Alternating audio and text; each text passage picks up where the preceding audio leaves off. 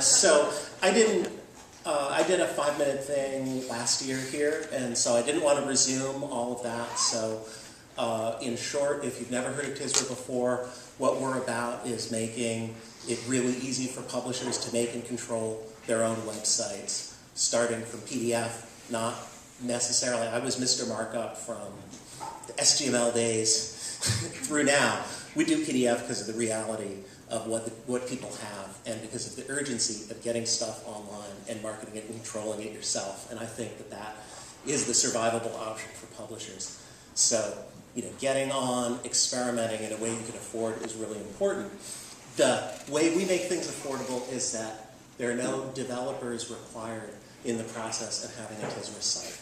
You need a web designer who can do CSS and who knows HTML, and you need to figure out what you want to do with your site. That's the hard part. The blank page that people get is probably the biggest obstacle that they have with Tizra, is that they've got to get something up. We have consultants that we can work with. We're very happy to recommend designers. We can do it. We're not the cheapest designers, but because we subcontract that, but that's possible. I'd also like to, we had an announcement yesterday, the ARL announced that they're testing our software for some newsletter stuff. They're a little tender about it because as a research library group doing something based on PDF is, ooh, but they really liked our solution, so they've done that. I'd also like to say that the AAUP deal that we did continues, and we've started to have commercial clients, and so there's kind of a higher price list, and we have not really raised the AAUP prices to reflect a 20% discount from what we charge a band. So talk to us about pricing if you're interested.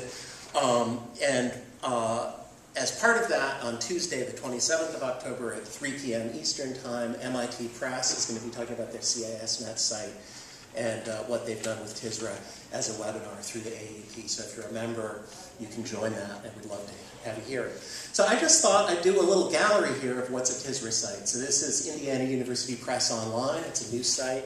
It's really cool.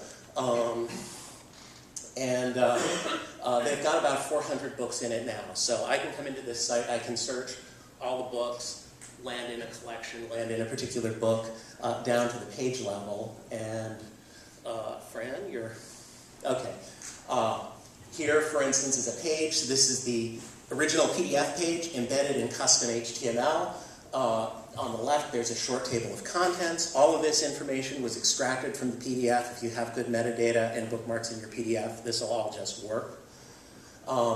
There's a zooming reader that you can do. So, if you're reading a lot of pages in a row, you don't want to have all the HTML stuff.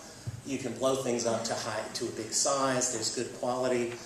Recently, we added a feature that publishers can turn on a text extract from the PDF. So if you have accessibility requirements, you can at least deliver the ASCII text from the PDF. Also, people like that to cut and copy and paste for citations. Here is, I do a search on Kravchenko Bound. That's one that happens to get a good hit. We search it in Google. We get a hit on communication complexity, page 54, at the MIT Press site. If I click on that, I get to the MIT Press site, but this is not free content. They have not made this page free. If my hotel didn't have a proxy server that hid refers, the search string would have been re-highlighted.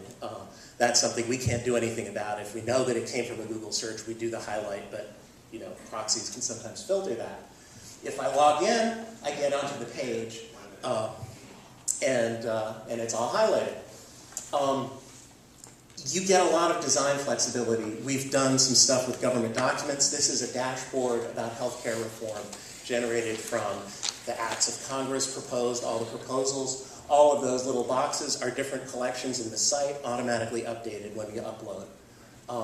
The administration, it's kind of a simple, airy interface. Upload a file, that's what you have to do. You get this nice metadata screen. You can create new property. Any metadata you want. We actually don't care. You can fill all this stuff out. You can set commerce and downloadable excerpts and the like. This is how you define a collection.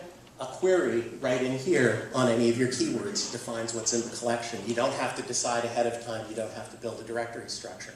You want to build something about tsunamis because of the news, you can create it and price it in 20 minutes and have it live.